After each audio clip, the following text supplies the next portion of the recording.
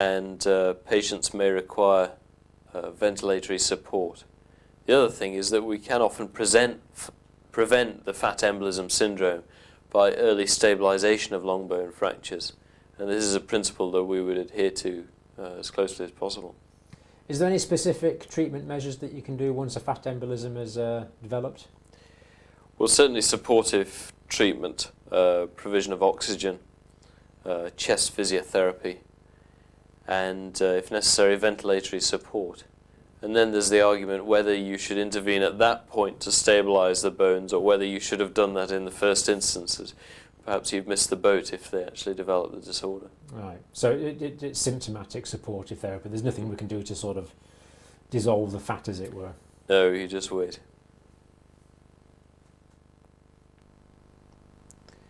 In the diagnosis of fat embolism, we'd like to do blood gases, or pulse oximetry as a first line check where it's available, and we should do a chest radiograph. As you know, the appearance of the normal chest radiograph is to have dark areas in the lung fields because the x-rays penetrate those areas freely, whereas the heart shadow with the blood contained within it is not well penetrated by the x-rays and shows up white. Now we're going to turn to the picture that's seen in fat embolism syndrome. So here's our patient. He's a young man, and about 30 hours ago he was involved in a road traffic accident in which he fractured both femoral shafts. And he was all right following his admission, but in the last few hours he's become a little bit confused and not quite his normal self. And the measurements of respiratory rate show that his respiratory rate has increased now to 22 breaths in the minute. And so we've taken a chest radiograph, and the appearance is quite different from the normal now. We can see what we'd refer to as a whiteout in both lungs. He has extensive white shadowing right through the lung fields caused by the showers of fat emboli and the inflammatory response that they evoke in the lung tissue.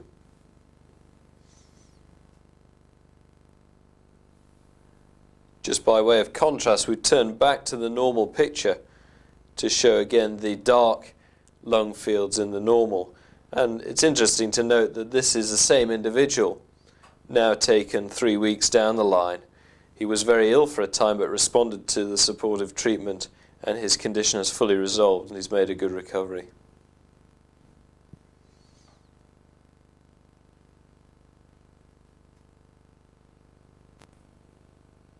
So it's fair to say that that's a cause of ARDS, Adult Respiratory Distress Syndrome? Yes, it's certainly one of the causes. The other common cause in trauma is of hemorrhagic shock, and if a patient's hypotensive for any duration, that's a risk factor. Reducing the perfusion to the lungs. And massive transfusion in itself seems to be one of the features of ARDS. Is there any other systemic complications you think we should discuss? One that I think we ought to mention, which is often forgotten, is the problem of a crush injury, and in particular muscle breakdown and release of myoglobin, which can cause problems to the kidneys, myoglobinuria and acute renal failure. So that's one that we could easily forget. So when a muscle is crushed, that's going to kill muscle cells, release the myoglobin from the muscle cells. The myoglobin is going to be in the circulation. And does it physically clog up the glomeruli? Now you're searching the limits of my knowledge, but we know that it can put people into acute renal failure. But I'm not really qualified to tell you the mechanism of that. All right. So the thing we'd have to watch but what for we would look at is the blood tests and look at the creatinine, the potassium, and possibly the urea, and see whether these are going up. And if necessary, involve our medical colleagues with help in renal support. And presumably the urine volumes would be a simple observation. Yes. Yes.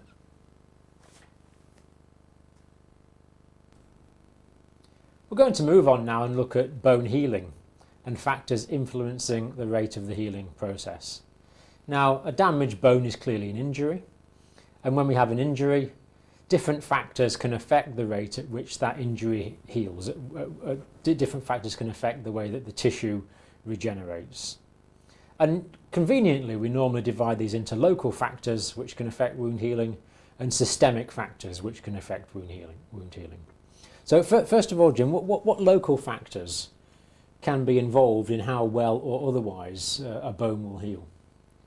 Yes, firstly, it's very important the mechanism of injury, how it occurred, and the energy that was involved with the injury, and what sort of injury it is.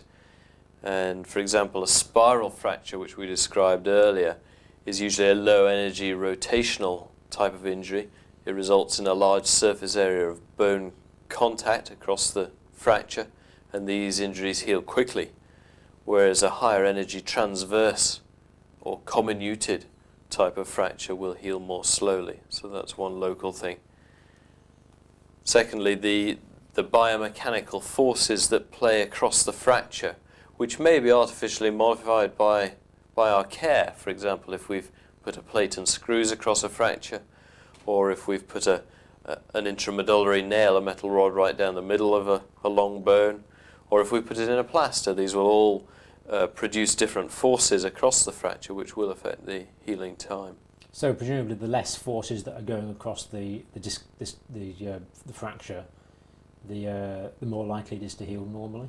Well, not exactly. It's a very complex equation, and in fact, what we want are compressive forces, but not shear forces. So, for example, in a long bone fracture of a femur, it actually is helpful to weight bear if the fracture is supported enough that the displacement won't occur. Then weight bearing is good, but a shearing force across the fracture is detrimental and bad. Any other local factors you want to mention? Yes, there are. The biology of the situation is very important, and by this in particular I mean blood supply. And that often depends on the muscle that's available, the quality of the skin cover.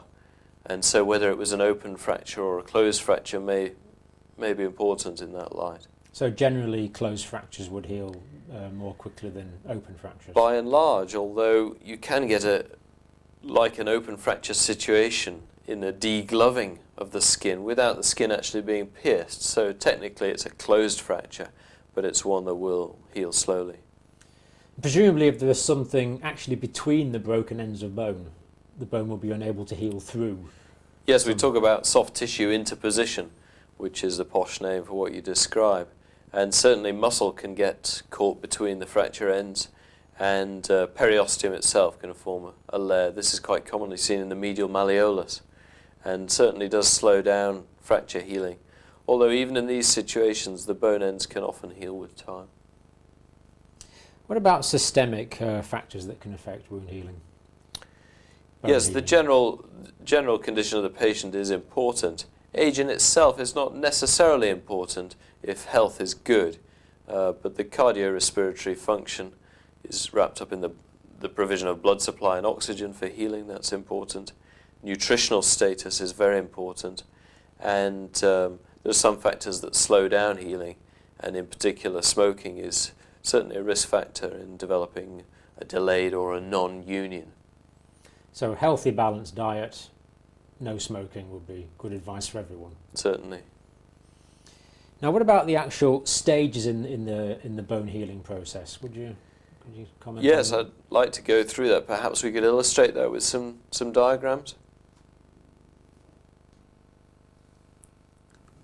Following a fracture, the first stage is that there's bleeding, which we refer to as the hematoma stage. And so we've demonstrated in blue the bone ends here with the fracture occurring, a transverse fracture. Periosteum, of course, is on the edge, and this is marked in green. Periosteum may be broken by the fracture, but in this case we've demonstrated a hematoma that's contained within the periosteum. And the marrow cavity is seen here, and the cortical edges of the bone. So that's the first stage, the bleeding around the fracture.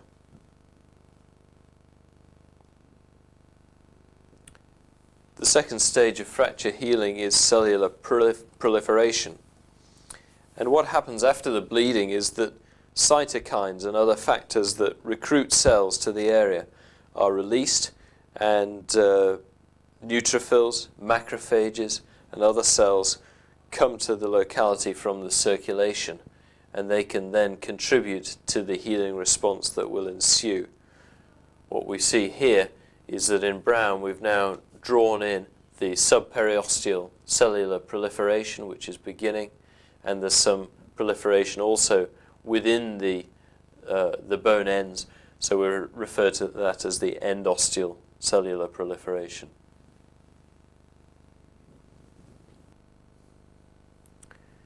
After the inflammatory phase with cellular proliferation, we now move on to the stage where we're beginning to reconstruct the bone, and this is called callus formation. Callus itself is the name for the new bone that's being formed. This isn't the same sort of bone as the original bone, and it's a weaker form of bone initially, which we refer to as woven bone, and this is marked in pink. If this is looked at under the microscope, the woven bone has a rather loose arrangement. It's not biomechanically aligned to give strength, but it's a loose weave of first bone. The other interesting thing to point out here is that the bone ends are actually resorbed by this process of callus formation and new bone. And this is very useful on occasions, such as in a scaphoid fracture, when you may not see the fracture at the initial presentation, but after 2 weeks the edges of the bone have died back and may be much more visible on an X-ray. So we do remember that bone edges die back by 1 to 2 millimeters at about 2 weeks from fracture time.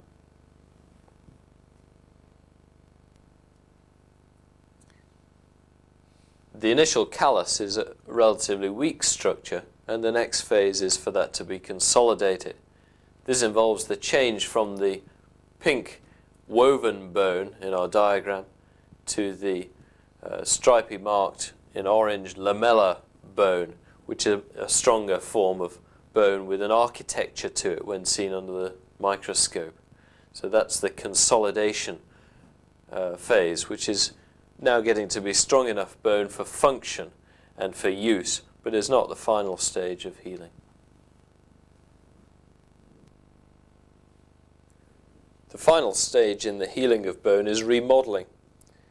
Often when the fracture heals, the original anatomical position has not been held exactly, but the bone has the capacity to remodel along the direction of the lines of force produced across that limb. At remodeling, the lamellar bone is replaced again by the original cortical bone with a marrow cavity formed through the middle. And so bone has this remarkable ability to reproduce itself and ultimately regain its full strength. This is unlike other tissues such as skin, which heal with scar. The bone actually heals with bone itself, and this is a most valuable ability that it has.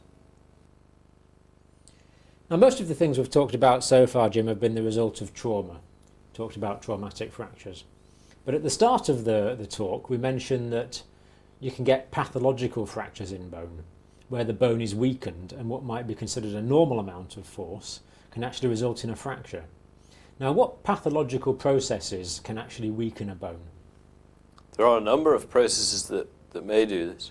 Firstly, infection, and secondly, tumours and other defects within the bone, such as bone cysts, and processes like osteoporosis, which we may not consider necessarily as a pathological fracture because it's so common, but strictly speaking it does represent one. And what actually happens in osteoporosis? Osteoporosis is a metabolic loss of density of bone, and thus there's a weakness to the bone and a susceptibility to fractures. The three particular classic fractures that occur in osteoporotic individuals: hip fractures, vertebral compression fractures, and fractures of the distal radius, usually of the Colles type of fracture. So osteoporosis is actually really a loss of bone mass. Yes. Now, what groups of people are particularly prone to osteoporosis? In the West, we see this mostly in the elderly, and it's more common in women than in men. It does occur in men. It also occurs in individuals who've taken steroids or who've had hormonal changes. For example, an early menopause is a risk factor. What is osteomalacia? Osteomalacia is often confused with osteoporosis. It is a different condition, although its effects may be the same of weakness and disposition to fractures. But osteomalacia is a loss of the mineral component. You may remember that bone is like reinforced concrete. It has a mineral, which is like the cement, and it has the reinforcing rods, which are collagen fibers. In osteoporosis, both components are decreased in density, but in osteomalacia, just the mineral. And this affects all of the bones in the body? Yes. Now, tumours presumably can arise in bones locally. Can bones get primary tumours? Can a cancer arise in the bone? Yes, it can, and it's actually quite a rare thing for a primary bone tumour, but important nonetheless, partly because it's obviously life-threatening, and it does occur in young individuals. But secondary tumours in bone are really quite common. Metastatic tumours? Yes. I know there's a few classic malignancies that we can get bony secondaries in. Can you remind us of those? Yeah, there are 5 in particular that we like to think of, and those are the breast, kidney, bronchus, thyroid, and prostate. It's not an exhaustive list, but those are certainly the most common. But they're the primary sites where metastatic bone disease is likely to be a problem. Yes. Are these bony tumours painful? They usually present with pain, and often there's a history that the individual may have fallen over, and that can be a confusing thing. We mustn't mistake that. But yes, usually pain, sometimes swelling, and sometimes systemic upset. The patient's less well, they've lost weight. They have pain at night is always a sinister thing if the patient says that. For secondary tumours in the bone? Secondary and primary. And primary. Mm.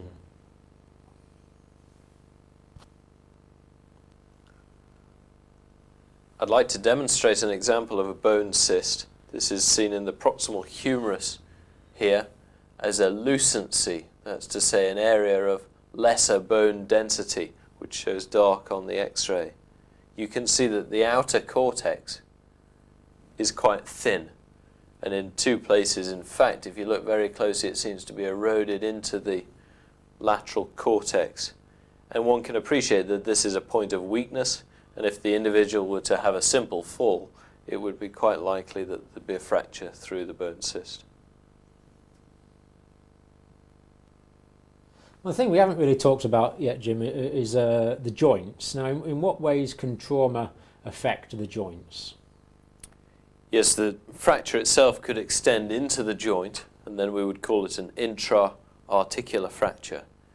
And this is a very important situation because if that makes a step in the joint surface, if that step remains and is not reduced surgically, then there is a high risk of development of osteoarthritis. And we would call that post-traumatic osteoarthritis. And it's particularly important in weight-bearing joints, that's to say in the lower limb. And presumably if a bone was malaligned, that could result on extreme unusual stresses inside a joint as well, which could lead to joint problems? Yes, that is true. There are a number of examples of that, but if, for example, a tibial fracture heals with an angulation, then that will create an abnormal force across the knee, which may then result in osteoarthritis. And presumably you see quite a few simple dislocations of joints. Yes, a dislocation's a loss of the normal continuity or contact between the 2 components of the joint surface. So it's putting something out of joint, if you like. And I'd like to demonstrate that on the dry bone model here, if we could just show that with a femoral head, which would normally articulate with the acetabulum, that's the cup here of the hip. Now, what can happen, for example, in a road traffic accident, if the individual's sat in the seat and the femur's bent up like this, If they don't wear a seatbelt, then on impact the femur is often driven into the dashboard, and that creates a force which may drive the hip posteriorly out of its socket, and that is a dislocation. Some joints are prone to what you might call a partial dislocation, and the word for that is a subluxation.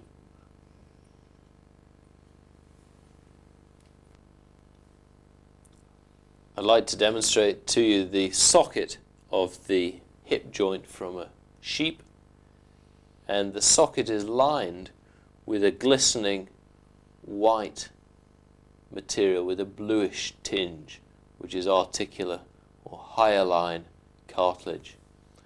The surface of it still glistens a little, but if this was a completely fresh specimen, we'd see more glisten from a layer of fluid, which is like an oil for the joints, and that's called the synovial fluid. That's produced by the synovial membrane, which lines the joint capsule, which attaches around the edges of the joint.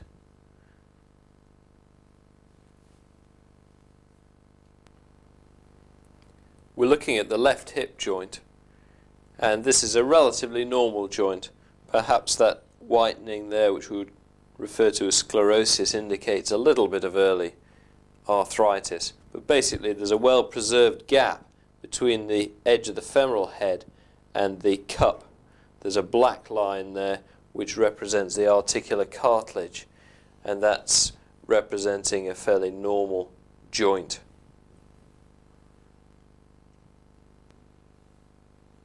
By contrast, we're now looking at the left hip joint of an individual with very advanced osteoarthritic changes. In particular, you can see that the joint space, which was well preserved in the last individual, is now almost completely lost, and in fact on the medial part does appear to be lost.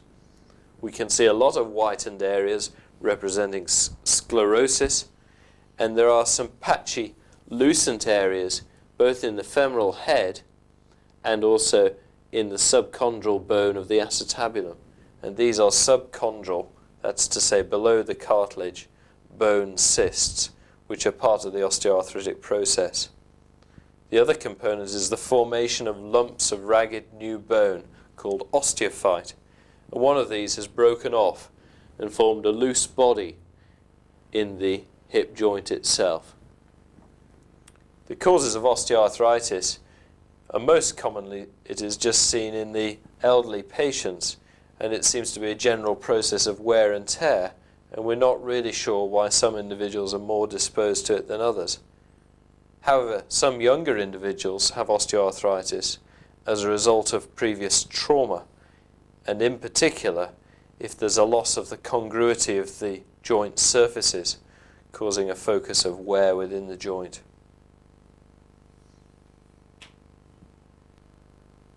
So that was osteoarthritis we were looking at there, Jim. Now, what is the difference between osteoarthritis and rheumatoid arthritis? Yes, osteoarthritis is rather simpler to understand, and that's basically wear and tear, joints wearing out. Rheumatoid arthritis, by contrast, is a systemic process. It affects the whole body, and it's an autoimmune condition which involves the synovium and destruction of the joint. Jim, I'd like to say thanks very much for coming across today, helping us with our thinking on this whole area of bony injuries and joints. Well, that concludes our talk on bony injuries and the principles of some principles of bone pathology and joint pathology. As always, your role is to take these principles that we've discussed and apply these principles to specific management of your individual patients.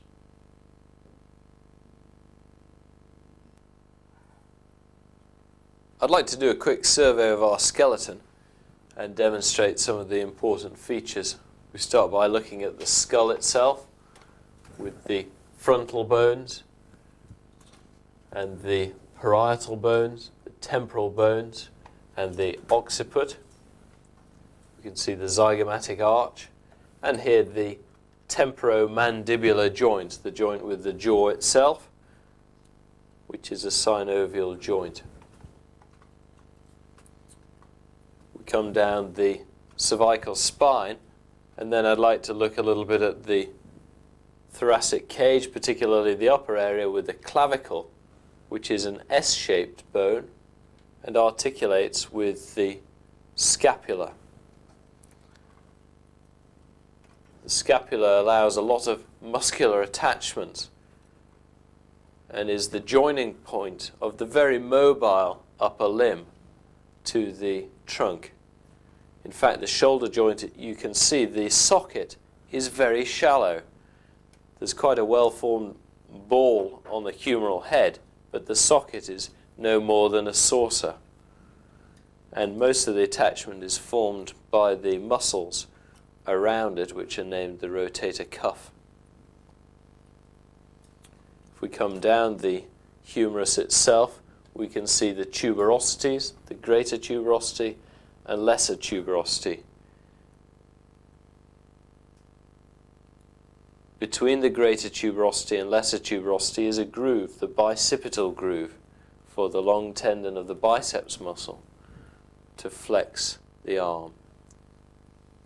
Coming down the humerus, we can also see another groove, which is called the spiral groove, and in that groove runs the radial nerve, radial meaning around, as this nerve runs around the humerus. That nerve is at risk in fractures of the shaft of the humerus. Now I want to come down to the lower part of the humerus, and this is the supracondylar area. The condyles form the articulating surface at the end of the humerus, and above it the supracondylar area, which is commonly injured in children. That's an injury which can damage the brachial artery, which lies just in front of that, just coming down here. The elbow itself is a modified hinge joint in which the humerus articulates with the ulna and with the radius by the radial head. The ulna has an olecranon process and a coronoid process, and these have muscle attachments to the triceps muscle and the brachialis muscle. The biceps muscle, which has a strong force in flexing the elbow, attaches onto the radius at the bicipital tuberosity, and in so doing it brings the arm into supination so that the hand is turned towards the ceiling. We'll move down the shaft of the ulna and radius to look at the wrist, and you can see the distal end of the radius with the point forming the radial styloid. The distal end of the ulna is called the ulnar head, and we can turn the hand over to see the ulnar head with the ulnar styloid. The bones of the wrist are referred to as the carpus or carpal bones, and each one is named separately. And then we come into the hand, where we have the